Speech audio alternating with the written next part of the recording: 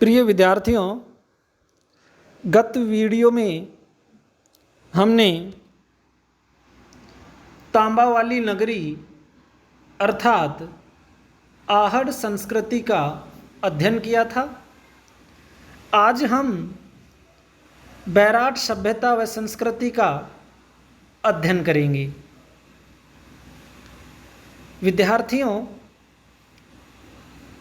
यद्यपि बैराट से प्रागैतिहासिक काल से लेकर मध्य युग तक के अवशेष प्राप्त हुए हैं, किंतु व्यापक उत्खनन से प्राप्त अवशेषों के आधार पर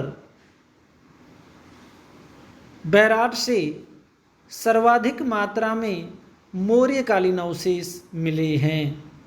इसलिए बैराट को मौर्यकालीन सांस्कृतिक पुरास्थल माना जाता है। प्रिय विद्यार्थियों, बैराट का सर्वप्रथम उत्खनन 1936 ईस्वी में राय बहादुर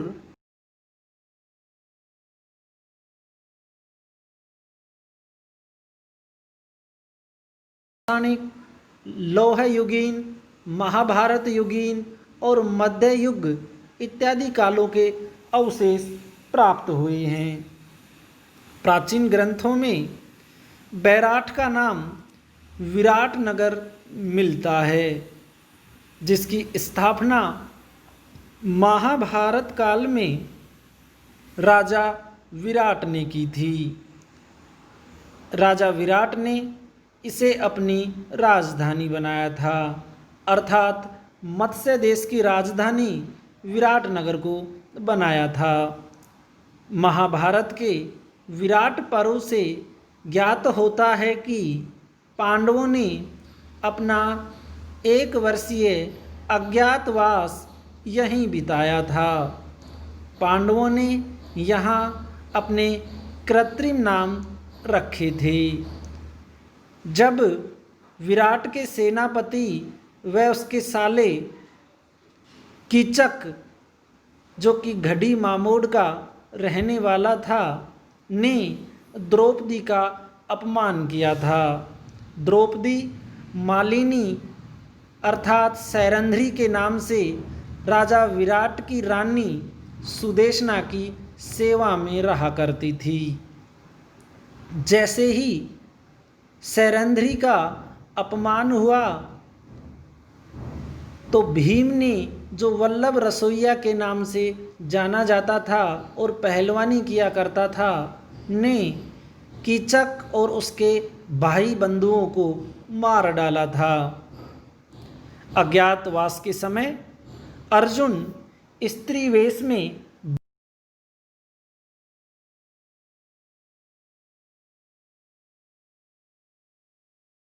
संगीत सिखाया करता था।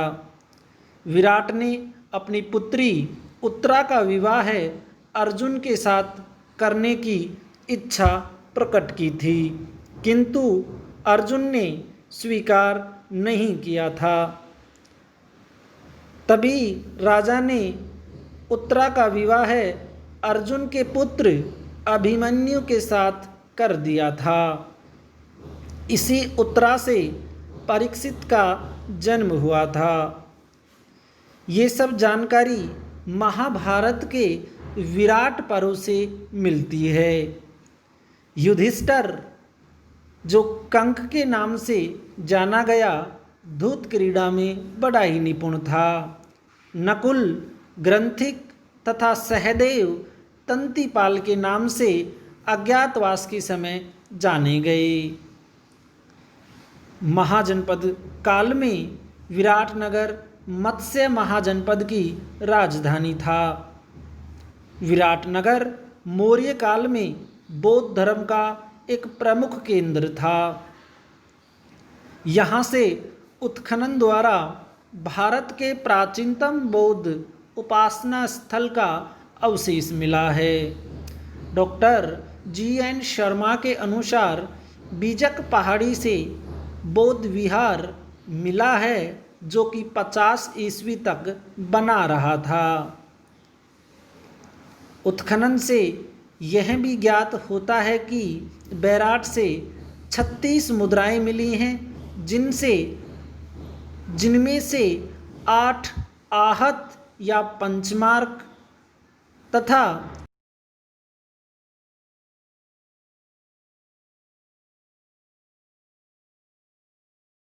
भारत की प्राचीनतम मुद्राएं मानी जाती हैं।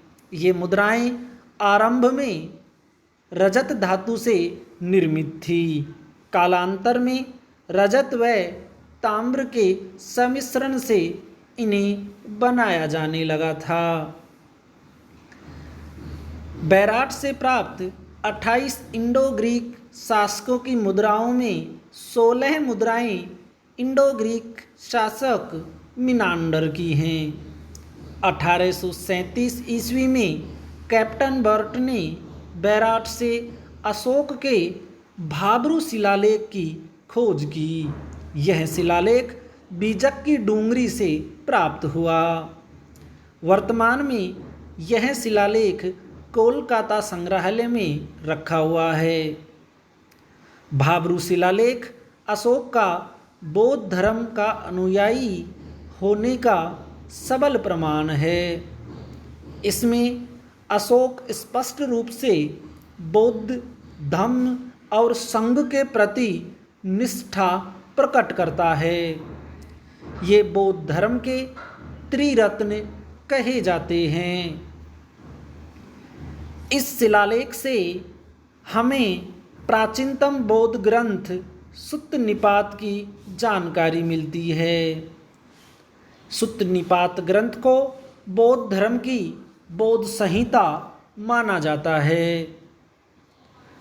भाब्रू शिलालेख में उल्लिखित पियदस्सी मगध राजे से यह प्रमाणित होता है कि मौर्य सम्राट अशोक मगध के राजा थे। इस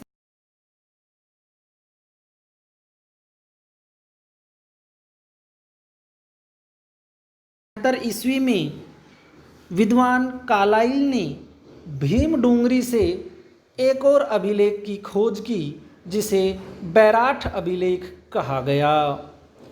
हुल्टज नामक इतिहासकार ने बैराठ अभिलेख से नाम पृथक करने के लिए भाब्रू लघु शिलालेख को कलकत्ता बैराठ शिलालेख नाम दिया था। बैराठ से अशोक स्तंभ एवं बौद्ध गोल मंदिर के अवशेष भी मिले हैं। अशोक ने बौद्ध गोल मंदिर का निर्माण करवाया था। यह राजस्थान का प्राचीनतम ज्ञात चैत्य एवं स्तूप माना जाता है।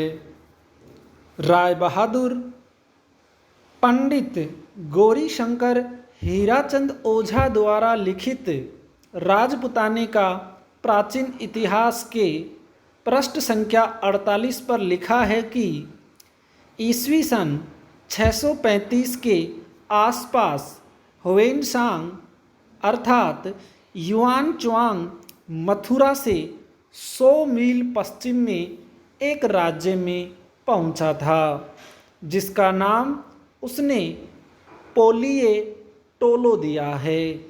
संभव है यह नाम विराट या बैराठ जयपुर का सूचक हो।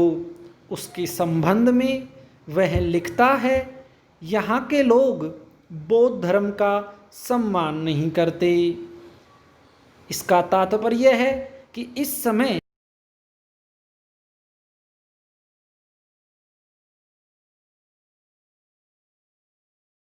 आठ संगाराम हैं जो प्राय उजड़े हुए पड़े हैं। उनमें थोड़े से हीनयान संप्रदाय के बौद्ध साधु रहते हैं। यह वर्णन ह्वेनसांग ने अपने ग्रंथ सीयू की में किया है। बैराठ के मध्यकालीन अवशेषों में ईदगाह, टकसाल की इमारत और जैन मंदिर प्रमुख हैं। बैराठ से प्राप्त मृद पात्रों पर स्वस्तिक तथा त्रिरत्न चक्र के चिन्ह मिलते हैं। धार्मिक दृष्टि से बैराठ को प्राचीन राजस्थान का तक्षशिला भी कहा जाता है। दयाराम साहनी के अनुसार हूण आक्रांता मिहिर कुल ने करीब 6ठी शताब्दी के मध्यावधि में बैराठ के स्मारकों को नष्ट किया था। इस तरह विद्यार्थियों, ये इस तरह का जो विवरण है ये बैराठ संस्कृति का है।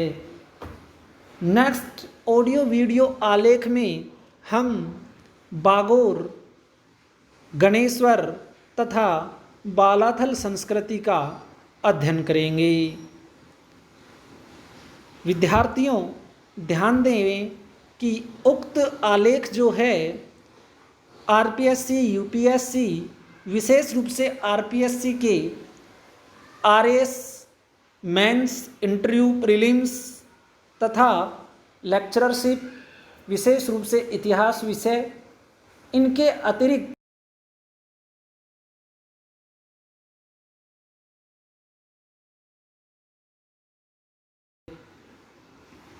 धन्यवाद।